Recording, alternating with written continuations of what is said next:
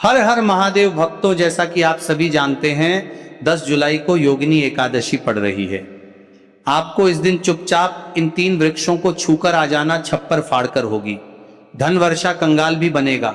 धनवान इतनी धन दौलत आएगी कि संभाल नहीं पाओगे। जन्मों जन्मांतर की गरीबी तत्काल हो जाएगी। दूर अगर विश्वास नहीं तो 10 जुलाई 2026 योगिनी एकादशी के दिन प्रैक्टिकल करके देख लेना। जी हाँ भक्तों, आज के इस वीडियो में हम जिन चमत्कारी देव वृक्षों के बारे में बात करने वाले हैं, उन देव वृक्षों में योगिनी एकादशी के दिन स्वयं भगवान विष्णु और माता लक्ष्मी जी का वास होता है और यह वृक्ष आपके घर के आसपास ही बड़ी आसानी से मिल जाएंगे।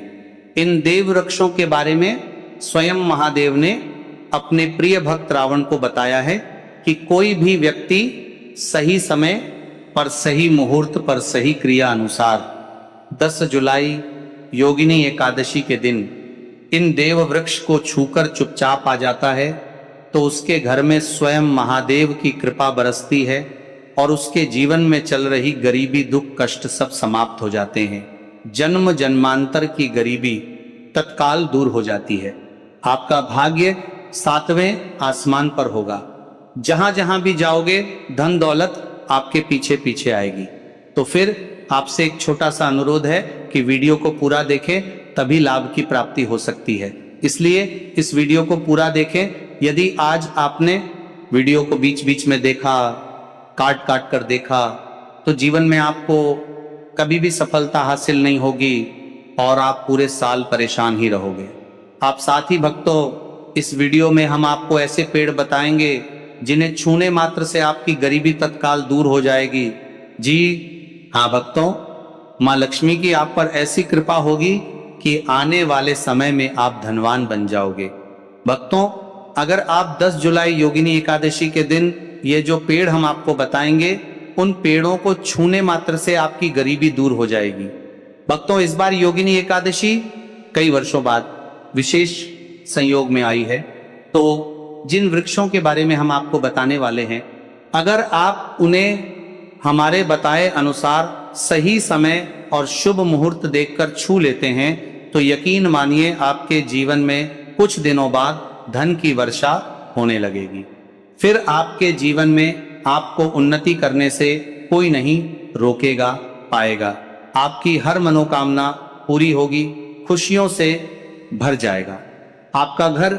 यदि आप 10 जुलाई योगिनी एकादशी के दिन इन देव वृक्षों को छू लेते हो तो तीनों देव ब्रह्मा विष्णु महेश का आपको आशीर्वाद मिल जाएगा। इसीलिए भक्तों, इस वीडियो को पूरा देख लीजिए। तो चलिए जानते हैं कि कौन से ऐसे पौधे हैं जिनको 10 जुलाई योगिनी एकादशी के दिन छू कर आ जाना है। लेकिन उससे पहले अगर आप इस चैनल पर नए हैं तो चैनल को सब्सक्राइब करके वीडियो को एक लाइक जरूर करें। साथ ही आप अपनी राशि या अपने शुभ नाम को कमेंट बॉक्स में जरूर डाल दें, क्योंकि हम आपकी राशि से जुड़ा भाग्य भी बताते हैं और भाग्य में चल रही परेशानियों को तत्काल दूर करने के लिए आसान से आसान उपाय भी बताते हैं। इसीलिए आप अपनी राशि कमेंट बॉक्स में जरूर डाल दें। तो चलिए भक्तों, वीडियो को शुरू करते हैं। देखिए भक्तों, हमारी हिंदू संस्कृति में कई तरह के पौराणिक मान्यताओं को महत्व दिया गया है कि कई ऐसे पेड़ पौधे कई होते हैं जो कि देव वृक्ष कहे गए हैं और काफी शुभ भी माने गए हैं। प्रकृति में मौजूद कई ऐसे पेड़ पौधे होते हैं जो कि हमारे जीवन में चल रही परेशानियों को दूर कर देते हैं। खास बात यह है कि पेड़ पौधे की न सिर्फ लोग पूजा करते हैं बल्कि औषधि के रूप में भी प्रयोग करते हैं। ये कई प्रकार की बड़ी से बड़ी बीमारी को ठीक करते हैं और वेद पुराणों में भी कई प्रकार के पेड़ पौधों का उल्लेख है। भक्तों, यदि आप भी 10 जुलाई योगिनी एकादशी को इन वृक्षों को छू लेते हो तो आपको महादेव का ऐसा आशीर्वाद मिलेगा जिससे कि आपके जीवन की समस्त परेशानियां दूर हो जाएंगी। भक्तों, ज्योतिष मान्यताओं के अनुसार इस सोमवती पूर्णिमा पर स्वयं भगवान भोलेनाथ इस चमत्कारी पौधे पर विराजमान रहेंगे, जिसकी बात आगे हम इस वीडियो में करने वाले हैं। और अगर आप इन खास पेड़ों को हमारे बताए अनुसार इनको छू कर आ जाते हैं तो इसी से आपका बेड़ा पार हो जाएगा और उसी वक्त तीनों देव ब्रह्मा विष्णु महेश का आशीर्वाद आपको तुरंत मिल जाएगा। फिर आपको धनवान बनने से स्वयं विधाता भी नहीं रोक पाएंगे।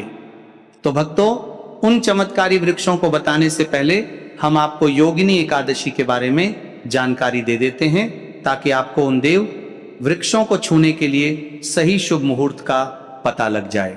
आइए जानते हैं योगिनी एकादशी की सही डेट टाइम का शुभ मुहूर्त पुण्य काल के बारे में। पंचांग के अनुसार आषाढ़ मास की कृष्ण पक्ष की एकादशी तिथि की शुरुआत 10 जुलाई 2026 की सुबह 8:16 बजे से होगी और ये 11 जुलाई 2026 की सुबह 5:22 बजे तक रहेगी। इसीलिए उदया तिथि के अनुसार इस बार 10 जुलाई शुक्रवार के दिन आषाढ़ एकादशी तिथि मनाई जाएगी। तो भक्तों, सबसे पहले तो आप सभी योगिनी एकादशी के दिन इन पौधों को किसी भी समय यानी कि किसी भी टाइम आप छू कर आ सकते हो, उसमें कोई भी दिक्कत वाली बात नहीं है। चलिए अब हम आपका ज्यादा समय बर्बाद ना करते हुए बताते हैं कि कौन कौन से पेड़ पौधे को छूना चाहिए। भक्तों, हमारे हिंदू धर्म में देवी माता रानी के अनेक स्वरूप कहे गए हैं, जिसमें वृक्षों को भीमा देवी के स्वरूप कहा जाता है। तो आज हम आप लोगों को ऐसे वृक्ष के बारे में बताएंगे जिनको 10 जुलाई योगिनी एकादशी के दिन छूना बेहद शुभकारी बताया गया है। योगिनी एकादशी में इनको छूने मात्र से शत्रु दोष, कर्ज दोष, गरीबी दोष सब समाप्त होते हैं। योगिनी एकादशी का दिन भगवान विष्णु और माता लक्ष्मी को प्रसन्न करने के लिए सबसे उपयुक्त दिन माना जाता है। और योगिनी एकादशी के पावन पर्व में कुछ ऐसे वृक्ष हैं जो कि देव वृक्ष कहे गए हैं, देवी वृक्ष कहे गए हैं। ये देवी के स्वरूप होते हैं, माता काली के स्वरूप होते हैं। और हमारे धर्म में पेड़ पौधे को देवी देवता मान करके हम इनकी पूजा करते हैं और हमें पूजा भी जरूर करनी चाहिए। विज्ञान भी कहता है पेड़ पौधे मनुष्यों को फ्री में प्राणवायु प्रदान करते हैं और पेड़ पौधे हमें ऑक्सीजन देते हैं और हमारे जो कार्बन डाइऑक्साइड होता है उसे ग्रहण करके सभी प्रकार की जितनी भी नकारात्मक चीजें होती हैं उसे अपने अंदर में स्वयं सोख लेता है और हमें ताजगी प्रदान करता है।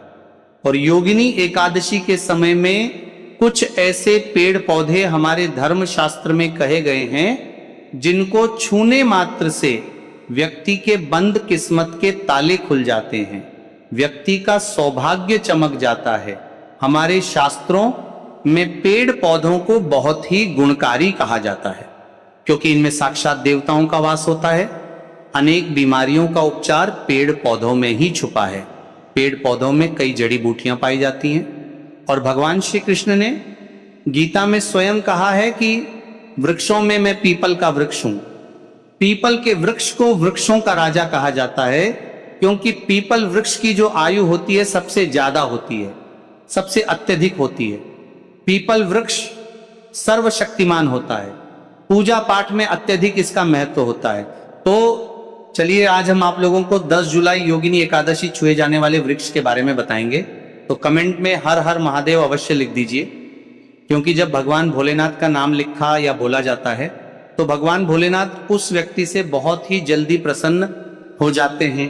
भक्तों, हमारे धर्म शास्त्र में अनेक ऐसे वृक्ष हैं जिन्हें कल्याणकारी और मंगलकारी माना गया है। यह वृक्ष केवल पर्यावरण के लिए नहीं बल्कि हमारे जीवन के लिए भी बेहद महत्वपूर्ण होते हैं। खासकर अगर आप इन वृक्षों को छूते हैं तो आपकी सारी परेशानियां, कष्ट, दुख और तकलीफें खत्म हो जाती हैं। सोमवती पूर्णिमा के दिन जो कि 10 जुलाई को है, इन वृक्षों का असर कई गुना बढ़ जाता है। इस दिन शक्ति धरती लोक में आ जाती है और इस दिन हर वस्तु में प्राण और चेतना का संचार होता है। जब यह शक्ति पूरे ब्रह्मांड में फैली होती है तो जितने भी पेड़ पौधे, जीव जंतु और चल अचल वस्तुएं हैं, सब में शक्ति जागृत हो जाती है।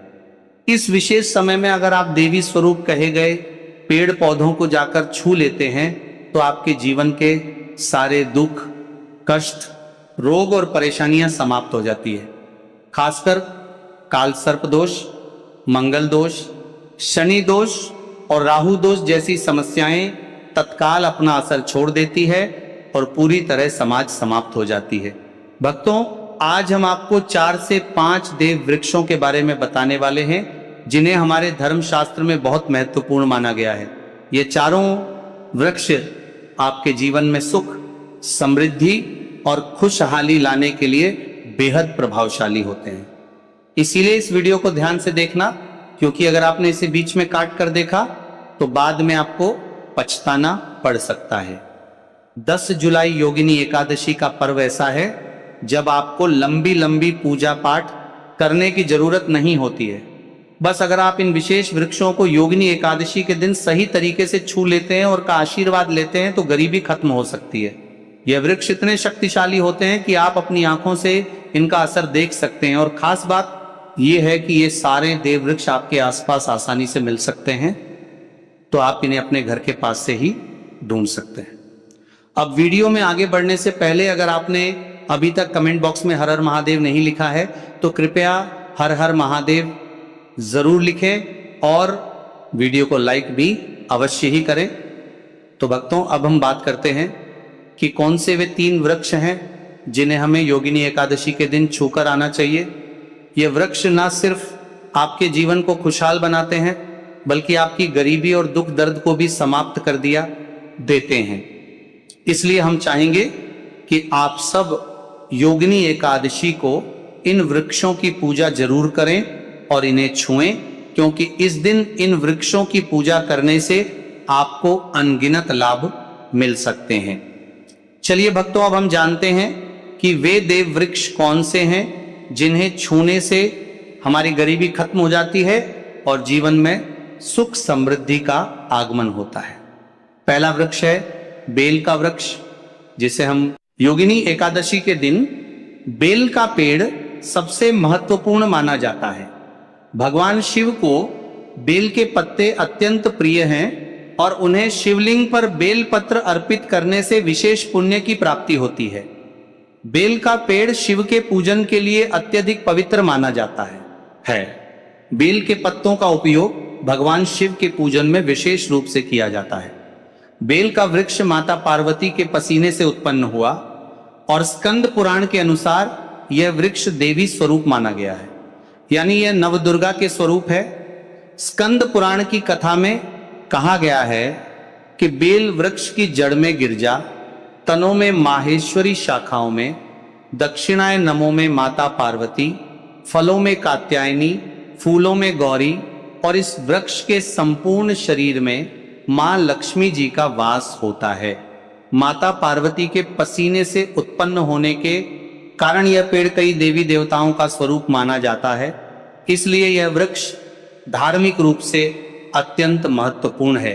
अगर आप संध्या काल में शिव मंदिर या नवदुर्ग मंदिर के पास बेल के वृक्ष के नीचे घी का दीपक जलाते हैं तो व्यक्ति धनवान, गुणवान और पराक्रमी बनता है।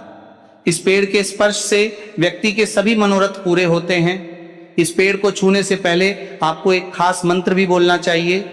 वह मंत्र है दर्शन बिल्व वृक्षस स्पर्शम पाप नाश अघोर पाप संहार। एक विलंब शिवार्पणम का अर्थ है